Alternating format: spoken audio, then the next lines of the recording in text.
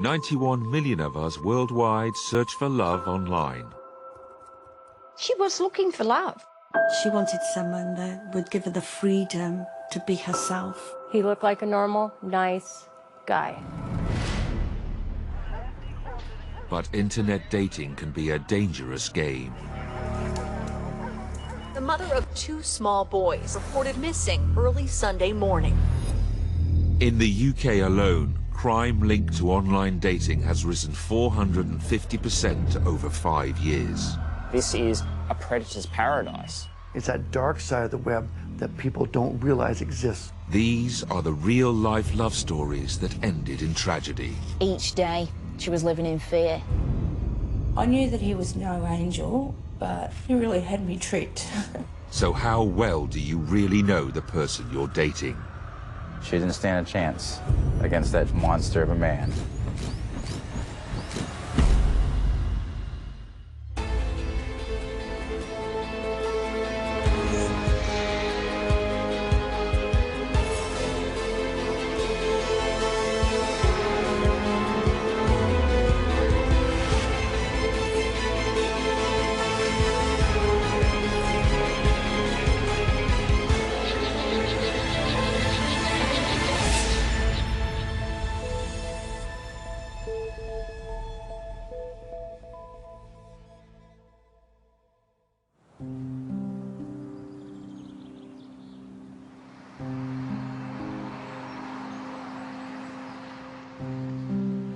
Ibstock is a little village with a fairly small population of people and a very quiet area by and large. The first time I went to Ibstock, I thought what a lovely place it would be to live. It's right on the edge of farmland. There's a massive park next to it where there's scout camps and people walk their dogs, and it's a really pretty rural location. Ibstock as a village has a population of 6,000 to 7,000 people. It has a pretty low crime rate. And when this happened, it really shocked the community. We've become increasingly concerned that she may have come to harm. And today, we have told the family that we are treating her disappearance as a murder inquiry.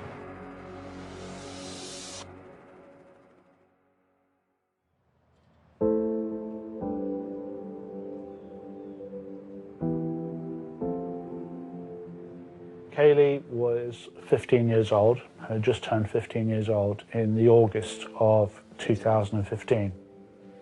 Kayleigh was a normal teenager with all the issues and other things you'd expect.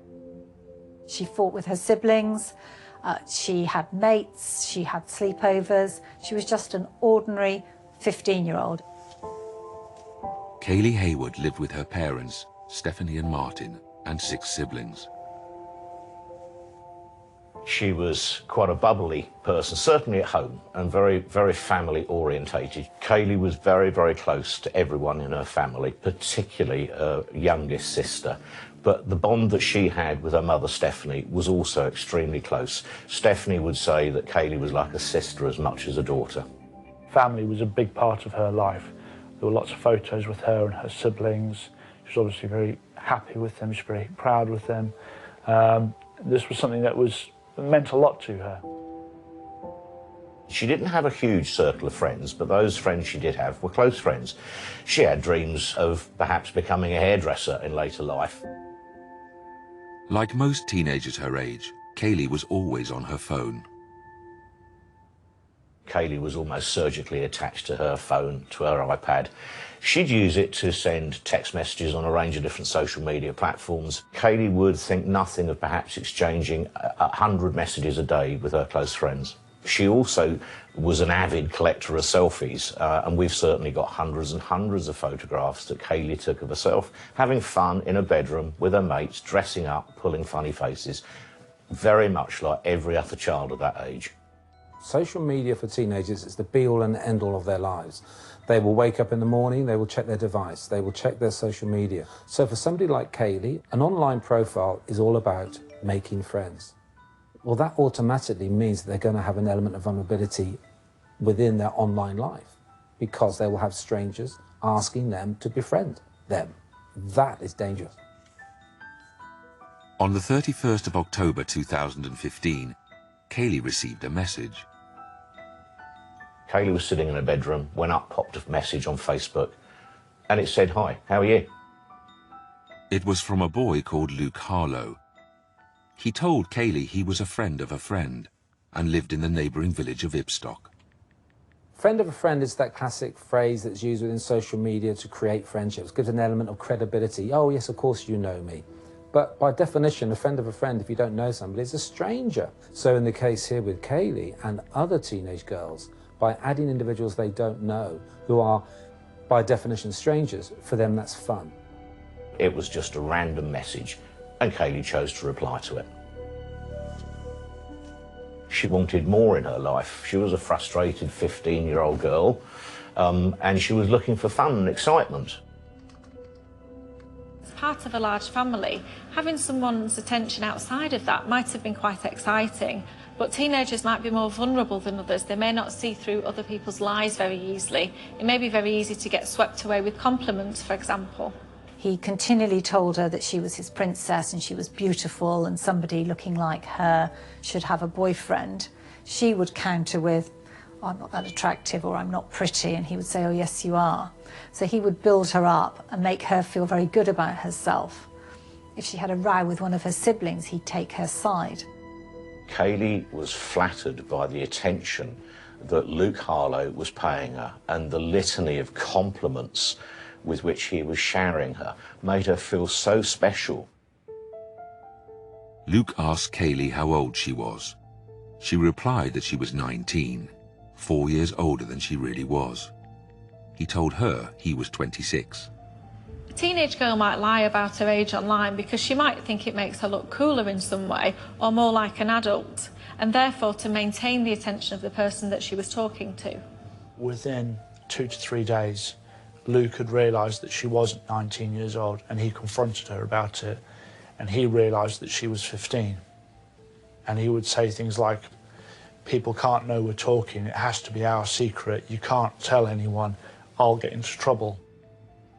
It's probably the first relationship she's had whereby she's got an individual paying her the attention, giving her the compliments that she's never had before. What we know of social media is that they can message 24/7. But it also means that the attraction for Kayleigh would also progress a lot quicker than in a normal type relationship when you meet somebody for the first time. Here, she would have been bombarded with message after message after message of somebody proclaiming their love for her and treating her like an adult. When we use social media on the internet, it can be very easy to feel close to somebody because we've talked to them a lot, we've shared intimate details with them, and actually we get a false sense of security and grow to trust them. Within hours of first making contact, Luke began to suggest they make plans to meet at his house. He was telling her what they'd be able to do if she came round and stayed with him, and they'd be eating chocolate, watching movies, and significantly drinking alcohol and getting drunk. Luke's questioning is classic predatorial type behaviour, including the questions relating to drink, the fact that I want to meet you, I want you to come around to the house, I want to ply you with alcohol. A 15-year-old girl will see these possibly as exciting times. Kayleigh's hearing, wow, chance to be older than my 15 years here, chance to be an adult and go and do what grown-ups do, because grown-ups go to parties, grown-ups drink booze, and they have a great time. In order to meet Luke, Kayleigh told her mum she had made plans to stay with a close friend. Kayleigh didn't tell Stephanie, her mother, about Luke Harlow, and we can only speculate why. I personally imagine that was because Kayleigh thought her mother probably wouldn't approve. He was the one that suggested she should lie to her parents. So you had flattery, support and a secret. All the sorts of things, sadly, that make young girls very excited.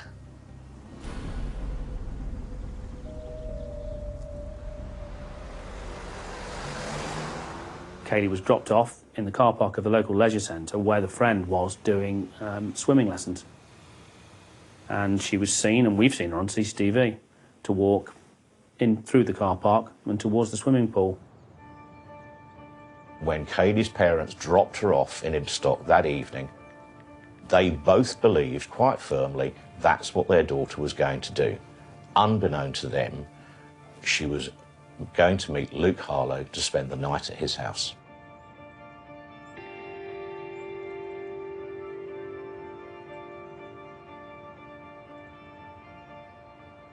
While Kayleigh was staying at Luke Harlow's on the Friday night, she took some selfies. She sent those to friends. Luke Harlow wasn't in them. They showed that she was okay, that she was smiling. There was nothing in the outgoing images which would tell anybody where she was or that there was any cause for concern.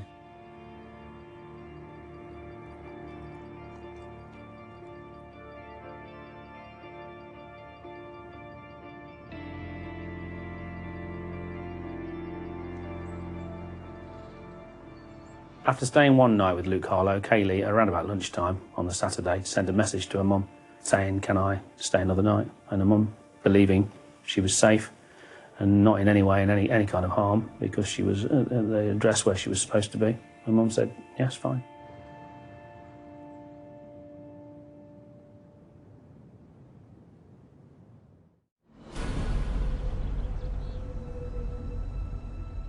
It was on Sunday morning that Kayleigh's family realised that something was wrong. A local builder found Kayleigh's phone in the street, and being a good guy, he decided to try and find out who the owner of the phone was. And he rang the last number dialed, and that was one of Kayleigh's closest friends. Now, this friend obviously was quite suspicious as to why she's got a guy she doesn't know speaking on Kayleigh's phone. He explains the situation, and alarmed, the friend phoned Stephanie Haywood and told her what was going on. To which Stephanie's response was, I thought Kayleigh was with you. What's going on? Why isn't she with you?" And the friend replied, "Well, I haven't seen Kayleigh since Thursday. She's never staying with me. What are you talking about?" Yeah, you've got a mum who's worried about where her daughter is because these circumstances aren't right, are they? Somebody has found Kayleigh's phone in a situation in which they shouldn't have, and Kayleigh is not where her mum thought she was. The very minute Stephanie realised that her daughter wasn't staying with a school friend that weekend, but in fact was missing, she picked up the phone and rang the police 999. Detective Inspector Simon Shuttleworth was one of the senior officers investigating Kayleigh's disappearance. Officers went as quickly as they were able to and started to ask Stephanie Haywood questions about where Kayleigh should be and where she could be. One of the very first questions that the attending officers asked Stephanie Haywood was, has she got a social media profile? Answer, yes. When we're looking for a missing teenage girl and we don't know where she is, social media profiles are somewhere that we could start. And when we started this with Kayleigh, it gave us a lot of information that we didn't have. Detective Constable Andy Spence examined Kayleigh's phone, laptop and social media. When we looked at Kayleigh's Facebook profile, it was the typical Facebook profile of a teenage girl. There were pictures with her and her friends, there was pictures of her going out, but there was nothing there that concerned us about it. It was a typical 15-year-old social media account. But I found that she had received a message on the 31st of October, so 2 weeks before, from somebody who called himself Luke Funtimes Harlow. Luke portrayed himself as the Funtimes. He had plenty of photos on there of alcohol, of him partying, of being drunk. When I looked at the messages between Kayleigh and Luke, there were messages there which gave me cause for concern. One of the things he said which stuck out was, "Can I kidnap you forever?" And he was very forward. He was suggesting meeting up. But it was clear the two of them didn't know each other. When these messages were seen, Luke was quickly traced and police officers went round to see him. Police found Luke at his home address in Ibstock. Luke's account to them was that Kayleigh had been round at his house and that she'd stayed on the Friday night and that she was there on the Saturday night. The officers who came round here to George Avenue to speak to Luke Harlow about Kayleigh's current whereabouts were given some of her property by him. But what he didn't have was her phone, and he seemed very inquisitive, and he wanted to know where that phone was and whether police officers had found it. The officers attending then thought that was suspicious and wondered why he would be so keen to know where the phone was. With Kayleigh missing, police officers interviewed Luke at the station as a witness. He told police there was someone else with him and Kayleigh on Saturday night. His neighbour, Stephen Beedman. It's a big moment when a second name's introduced into the investigation. At that point, we're looking for 15-year-old Kayleigh Haywood, who we think has been brought into an address in Ibstock by Luke Harlow, who's chatted with her on social media. And now suddenly he's saying to us, well, when I last saw her, she was with this guy, Stephen Beedman, my neighbour, and I've not seen them since, not either of them. Now we're looking not only for Kayleigh, but for somebody else. Now, Beedman just lived here in a flat which backs on immediately to Harlow's flat. Unfortunately, Stephen Beedman wasn't at home when we were looking for him. The police officers looking for Beedman found him at an address in Colville, which is the nearest town to Ibstock, really.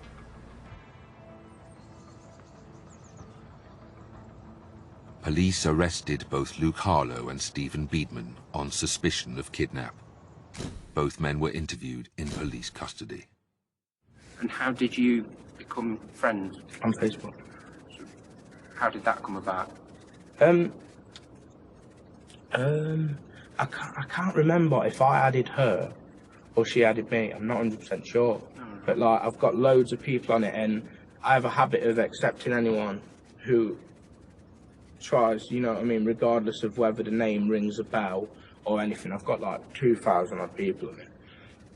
But I'm not sure whether she added me or I added her, but basically as soon as we were friends on here, we just started talking, just like, oh hey, how are you? Harlow's using lots of body language to make his point when asked about being friends on Facebook. It almost seems as though he's acting. He might be using lots of body language to try and emphasise himself so that he's better believed. Harlow claimed he went to bed early on the Saturday night, leaving Beedman and Kayleigh alone. You don't know where she is? I don't know where she is. I met her Saturday night at 8. At half 7, 8 o'clock. We only down 4 hours. And she was that drunk, she couldn't even...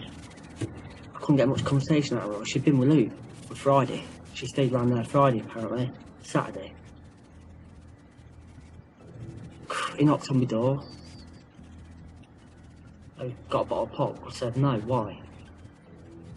Because I've got a bird round. I've had around since Friday. We got wrecked last night. And I've got a big bottle of vodka. At this point, on Monday morning, we have 2 men in custody on suspicion of the kidnap of Kayleigh, and neither of them are telling us where Kayleigh is. When we found Stephen Beedman, he said, I last saw her with Luke. So you've got the two of them pointing fingers at each other.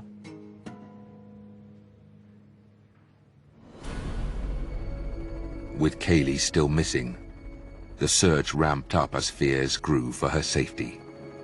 It was a massive search operation, by far the biggest I've ever worked on in 30 years in the police service, and almost hour by hour more and more officers are pouring in to assist that search.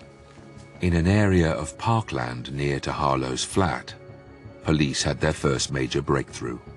I got a phone call very, very early on, as soon as they got here, saying, look, we think we've found a bra that's significant here. This is likely to be Kayleigh's. You can tell it's not been here long. It's in pristine condition, and it's on the top of the undergrowth behind the fence in the car park. So that led to us taking a photograph and showing that information and the photograph to Stephanie Haywood, who sadly was able to tell us that that bra was Kayleigh's. It must have been deeply upsetting for Kayleigh's parents to be shown items of underwear that we had found during the search for their daughter. Clearly was an awful moment for them, but critical in the context of our investigation. With this distressing discovery, the pressure on the police to find Kayleigh was mounting.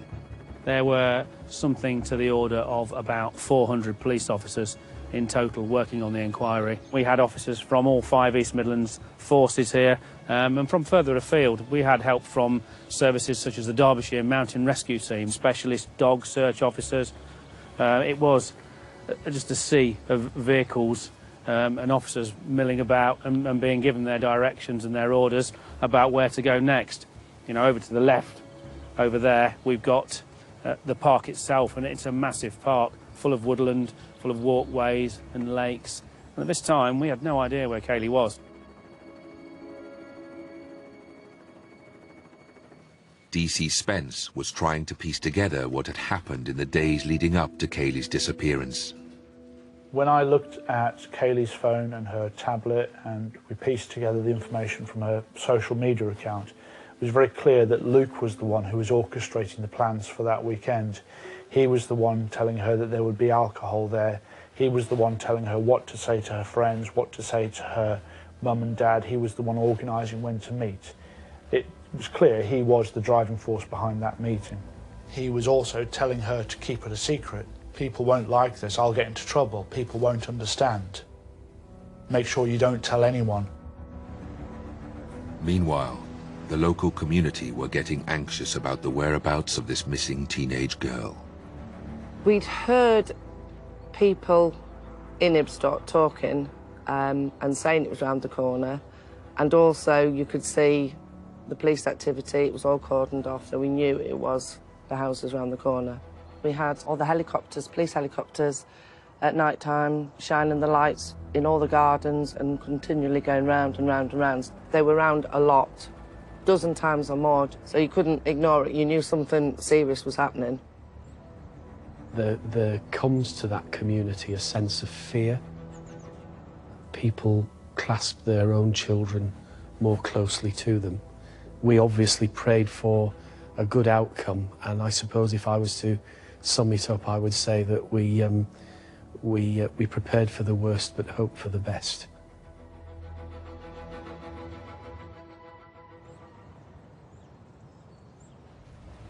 DC Spence's analysis of devices belonging to Kayleigh and Luke revealed something alarming. When I looked at the messages between Kayleigh and Luke, there were messages there which gave me cause for concern. Luke, from very early on, was talking about having Kayleigh naked. He was describing sexual acts. When Luke realised that Kayleigh was 15, the conversation got worse. It became more overtly sexual. He was describing sexual acts. He was saying that he wanted her naked in his bed all the time, knowing that she was 15 years old. Your skin starts to crawl because you feel uncomfortable. I mean, this is very wrong about the way that somebody speaks to a teenager. When I compared the results of what was on Luke's phone to what was on Kayleigh's phone, I found that Luke had only kept 500 of the 2,600 messages. So all the messages relating to Kayleigh's age, the meeting up, anything inappropriate had all been deleted by him. This was him selecting which material to keep to paint himself in the best light. The analysis of Kayleigh's mobile phone revealed more worrying information.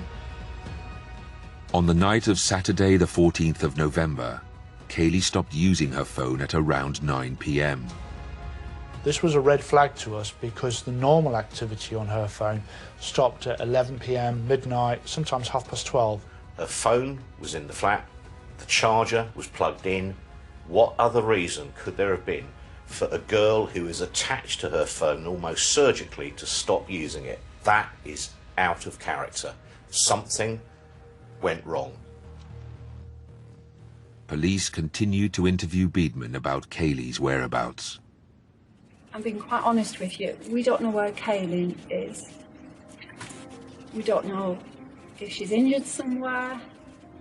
We don't know if she's not alive, if she is alive. And we urgently need to find Kayleigh Haywood. If you know her, if you indeed know where she is, to tell us right now at the beginning of the day. No, I don't. You don't know where she is? I don't know where she is.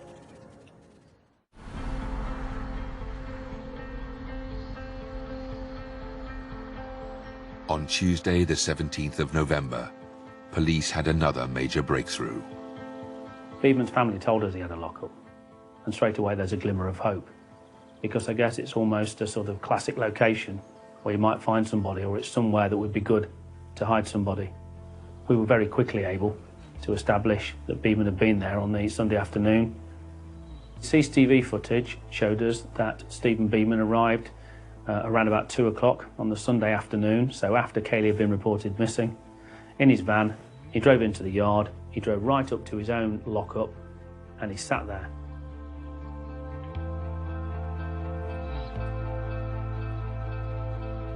I was woken by a phone call at 3 in the morning from a mobile phone, which I immediately turned off, assuming it was, well, I didn't know who it was, but it's the wrong time to call.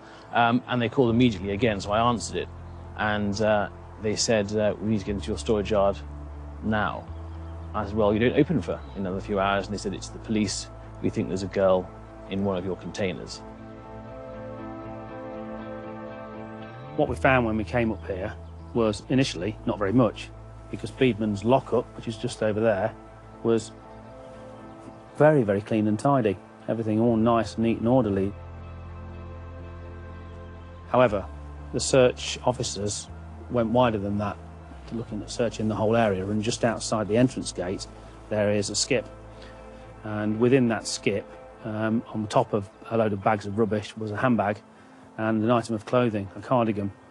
So we needed to quite urgently show Stephanie Haywood images of those items. She confirmed they belonged to Kayleigh, or they were certainly identical to items belonging to Kayleigh, which were currently missing. The impact that must have had on them is unspeakable. From an investigative point of view, clearly the concerns were becoming very, very grave now that we would not find Kayleigh alive. It was pointing towards the fact that Kayleigh Haywood had come to some serious harm and may not still be alive. We'd already found a bra belonging to Kayleigh.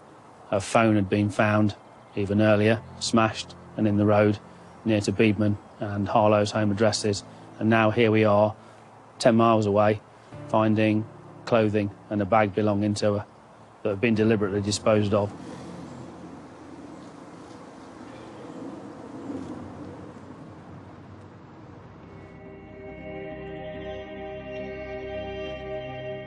Police made door-to-door inquiries in Harlow and Beedman's neighbourhood, in case anyone had seen or heard anything unusual that night. We found a number of witnesses who had largely heard something significant. We had witnesses in the block adjoining Harlow's house, which is behind me, and witnesses in nearby streets who'd heard things which we thought were potentially significant. Ear witnesses, as we called them, had heard sounds of crashing about, of screaming and shouting at significant times throughout the evening.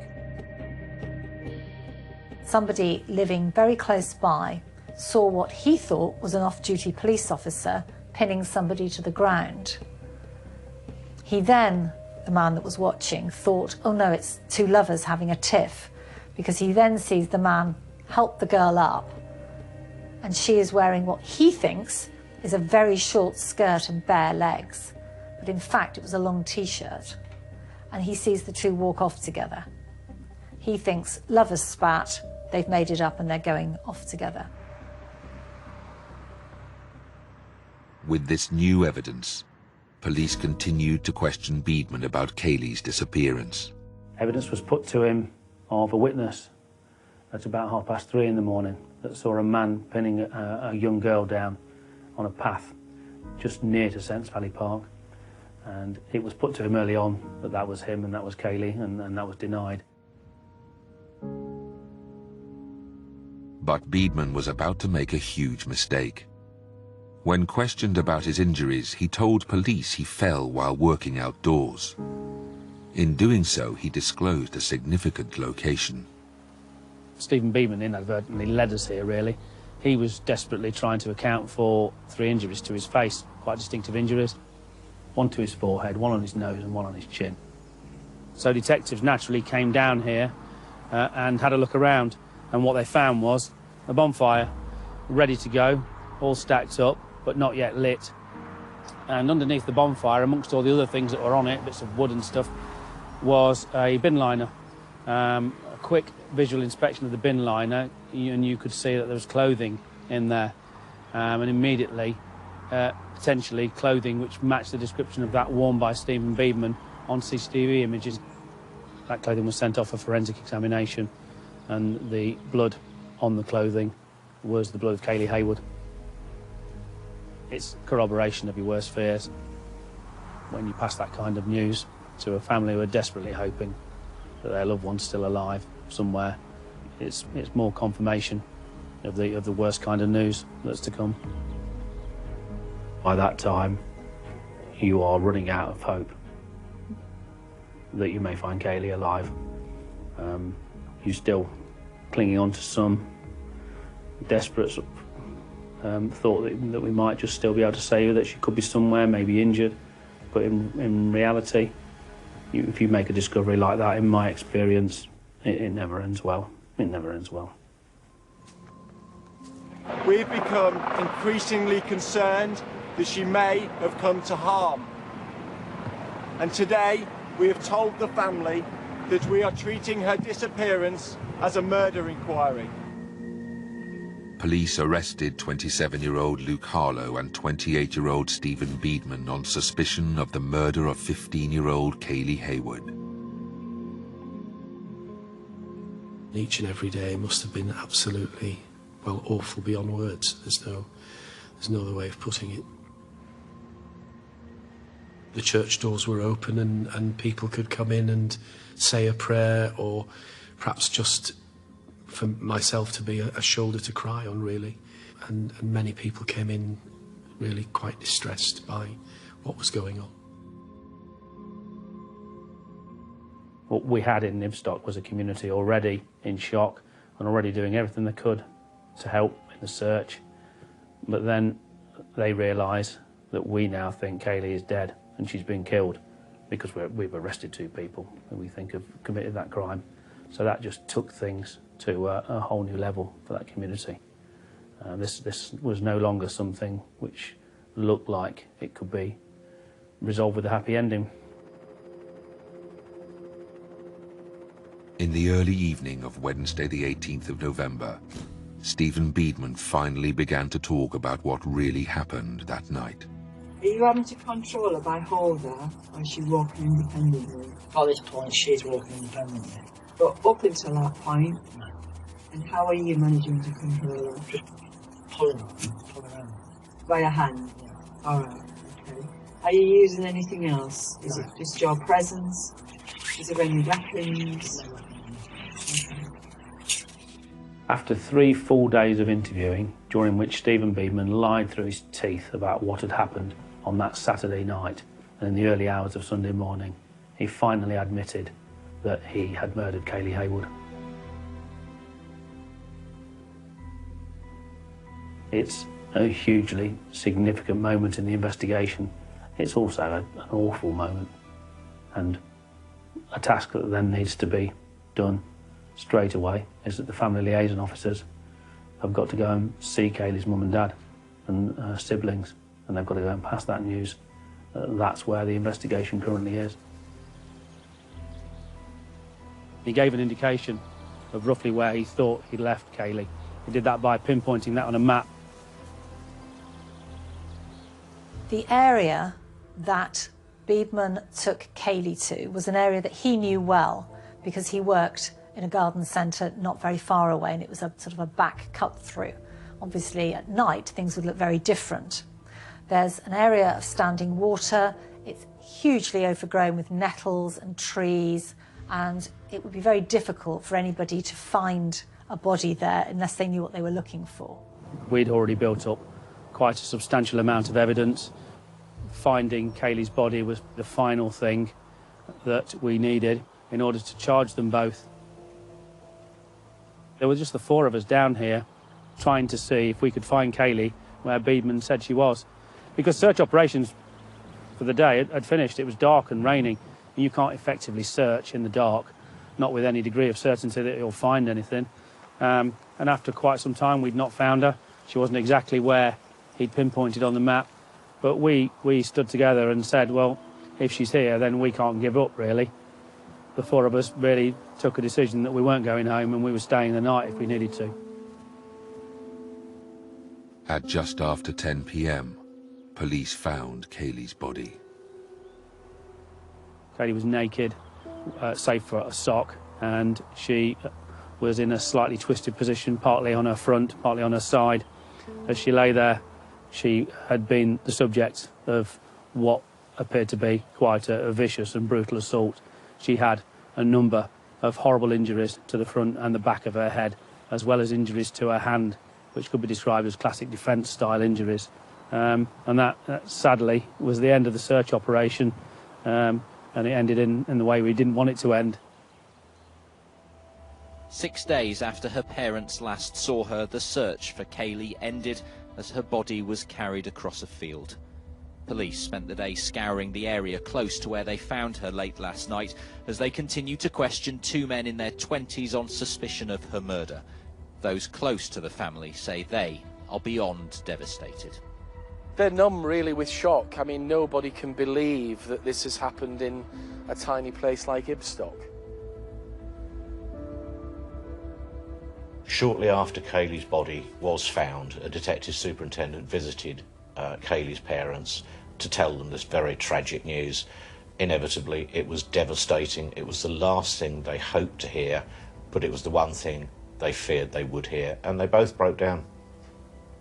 I worked on a lot of homicide inquiries over the years, and not much shocks me, not much upsets me these days, but there's something a bit different about this. This was the disappearance initially and the murder of a defenceless 15-year-old girl by a savage, horrible person who, really, why did he do it? Probably because he could. Probably because he could.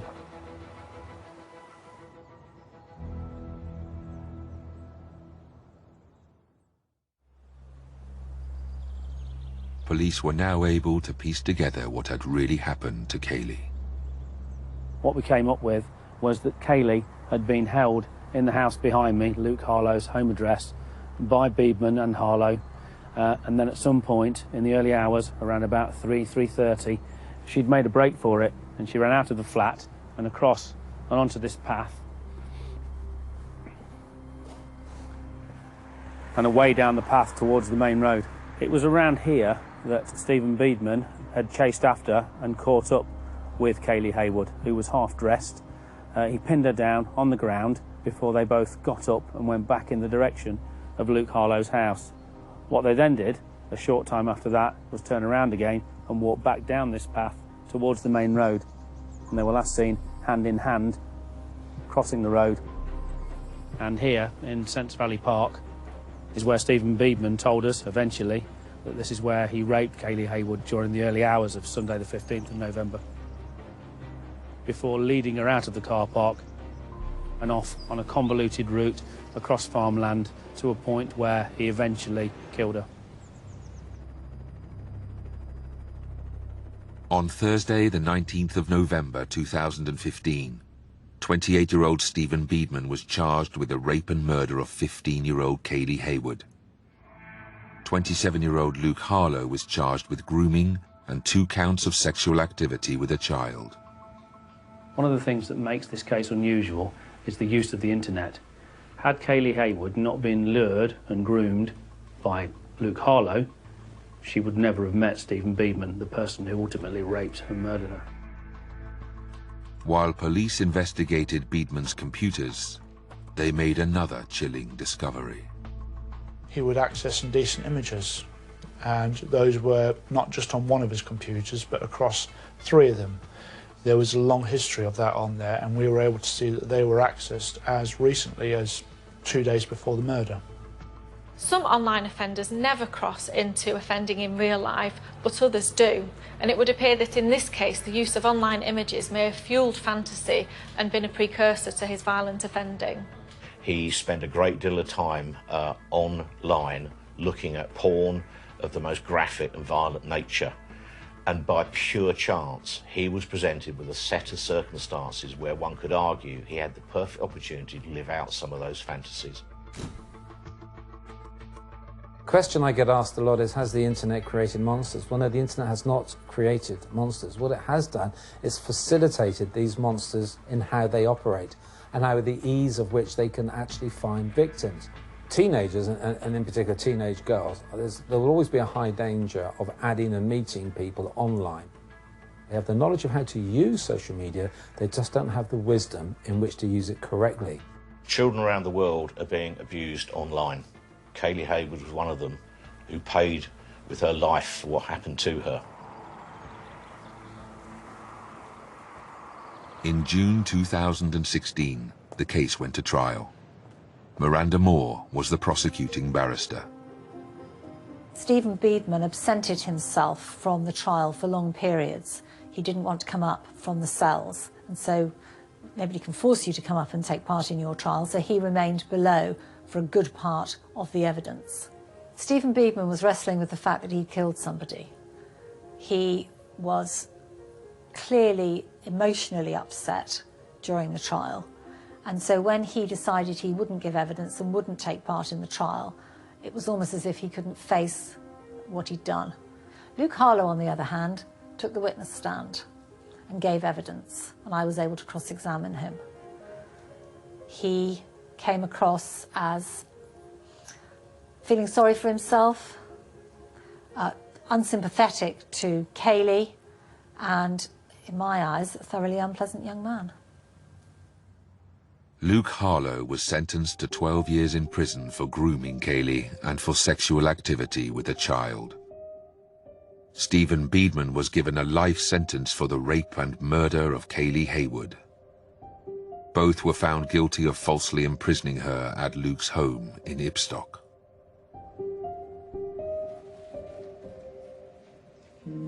Three days after we found Kayleigh's body, I sat in this office and I read every single message that she and Harlow had exchanged in those 13 days before the weekend of her death. And I passionately felt we have to do something about this. This is a growing problem around the world. Leicestershire Police, in close liaison with Kayleigh's family, made a film called Kayleigh's Love Story to highlight the dangers of meeting strangers online. I hope it serves as the strongest possible warning to children and parents that predatory men and women are lurking online, invading our children's bedrooms and grooming them. It lasts 5 minutes and it tells the story of those 13 days during which a schoolgirl was groomed to death. Children around the world are watching this film and are approaching parents, teachers and police officers, making disclosures about what's happening in their lives and how they are being groomed. Kayleigh's Love Story has been watched by more than 40 million people. In Leicestershire alone, we've got 50 investigations underway, and other people around the world, in Australia and in the States, having watched this film, are coming forward and talking to police officers about what is going on in their lives as well. That's got to be a positive.